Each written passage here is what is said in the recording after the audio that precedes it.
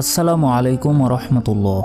আজকে আমি আলোচনা করব ঘরে বিড়াল থাকলে কি হয়, বিড়ালের সাথে জিনদের কি সম্পর্ক এবং আমাদের কেন বিড়াল পুষতে হবে। এই সকল বিষয় সম্পর্কে এই ভিডিওতে আলোচনা করা হবে। আশা করি ভিডিওটা ভালো লাগবে।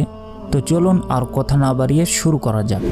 কিছু কিছু বর্ণনায় পাওয়া যায় যে ঘরের মধ্যে যদি জিনের অস্তিত্ব বিদ্যমান থাকে তাহলে আমাদের প্রতিপালক আল্লাহ রব্বুল আলামিন বিড়ালকে এমন এক শক্তি দিয়েছেন যার মাধ্যমে সেই বিড়ালটি জিনের সাথে মোকাবিলা বা লড়াই করতে পারে।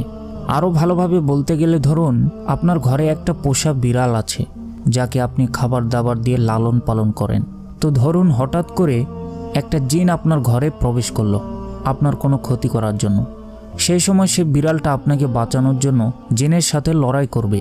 যদি কোনো সময় মধ্যরাতে বিড়াল কান্না করে তাহলে বুঝবেন আপনার ঘরে কোনো জিন শয়তান